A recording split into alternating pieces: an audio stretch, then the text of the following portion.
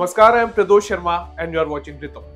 As the winds of diplomacy shift between the two world's largest nations, India stands firm on its principles, proving that when it comes to protecting sovereignty and economic interest, no border can blur its resolve.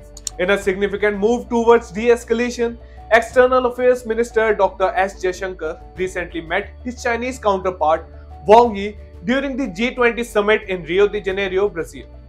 The meeting marked the cautious optimism as both leaders acknowledged the importance of stabilizing relations. Agreements were reached to resume the Kailash Mansarovar Yatra, enhancing data sharing on trans-border rivers, initiate direct flights and facilitate media exchanges. However, India has underscored that meaningful progress depends on resolving border tensions, a stance China appears hesitant to prioritize. China's slowing economy, coupled with escalating trade tensions with the US, has forced Beijing to seek alternative trade partners. Indian markets, with their vast middle-class potential, have drawn attention.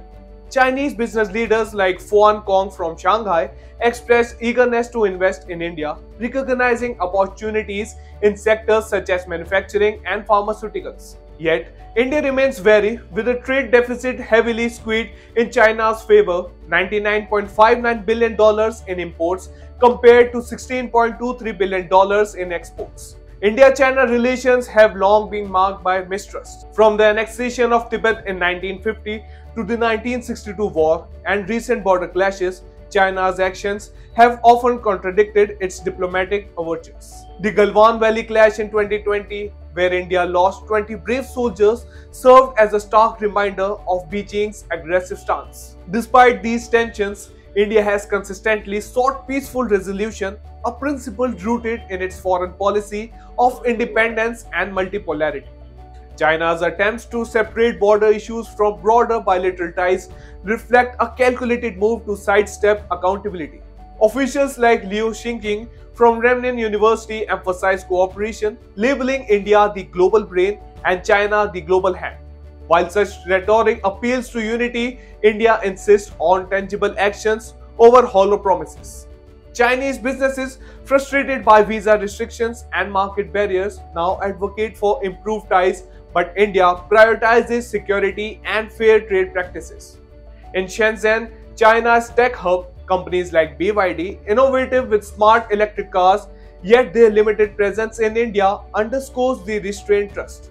Meanwhile, India, under the leadership of Prime Minister Narendra Modi, focuses on bolstering domestic manufacturing and reducing dependency on Chinese imports, particularly in critical sectors like technology and defense.